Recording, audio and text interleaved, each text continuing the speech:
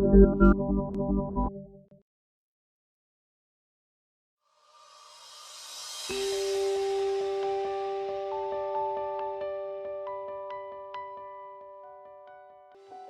بار ایک یہودی نے محض شرارت میں نبی کریم صلی اللہ علیہ وآلہ وسلم کی خدمت میں کھجور کی ایک گٹلی پیش کی اور یہ شرط رکھتے ہوئے کہا کہ اگر آپ آج اس گٹلی کو مٹی اور پانی کے نیچے دبا دیں اور کل یہ ایسا تناور کھجور کا درخت بن کر زمین پر لہلہانے لگے جس میں پھل یعنی کھجوریں بھی پیدا ہو جائیں تو میں آپ کی تعلیمات پر ایمان لے آؤں گا، گویا مسلمان ہو جاؤں گا۔ رسول مکرم صلی اللہ علیہ وآلہ وسلم نے اس کی یہ شرط تسلیم کر دی اور ایک جگہ جا کر آپ صلی اللہ علیہ وسلم نے اس گٹلی کو مٹی کے نیچے دبا دیا اور اس پر پانی ڈالا اور اللہ سبحانہ و تعالیٰ سے دعا بھی کی اور وہاں سے واپس تشریف لے آئے۔ اس یہودی کو دنیاوی اصولوں کی کسوٹی پر یقین کامل تھا کہ ایک دن میں کسی طرح بھی کھجور کا درخت تیار نہیں ہو سکتا تھا، لیکن رسول مکرم صلی اللہ علیہ وآلہ وسلم کی ذات اقدس کی روحانیت اور آپ کا اعتماد اس کے دل میں کھٹک اور خدشہ ضرور پیدا کر رہا تھا کہ کہیں کل ایسا ہو ہی نہ جائے کہ کھجور کا درخت اگ جائے اور اسے ایمان لانا پڑ جائے۔ اس نے اپنے اس وسوسے کو دور کرنے کے لیے پھر دنیاوی اصولوں کی مدد لی اور شام کو اس مقام پر جا کر جہاں کھجور کی گٹلی آقا دو جہاں صلی اللہ علیہ وآلہ وسلم نے بوئی تھی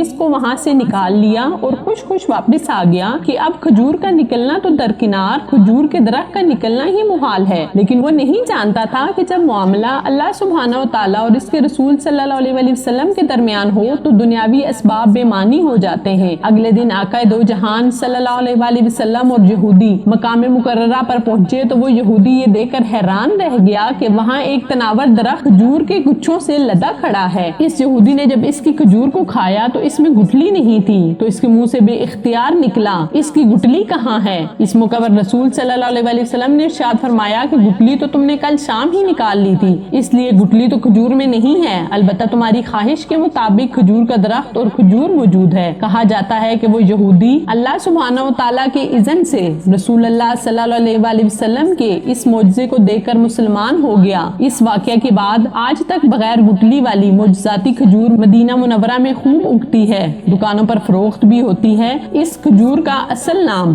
سکھل ہے، اسے سخل بھی کہتے ہیں، اور اگر آپ کو یہ نام یاد نہ رہے تو آپ اسے بے دانہ کھجور کہہ کر بھی طلب کر سکتے ہیں۔ اب بہت زیادہ علم رکھنے والے بالخصوص نباتیات کے ماہرین جب یہ پوچھیں کہ جب سکھل کھجور میں گٹلی نہیں تو اس کی مزید کاشت 1400 سالوں سے کیسے ہو رہی ہے، تو بتانے والے نے بتایا کہ اس کے سوکھے پتے کھجور کے باغوں میں مٹی میں مدخم ہو کر نئے پودوں کی بنیاد بن جاتے ہیں۔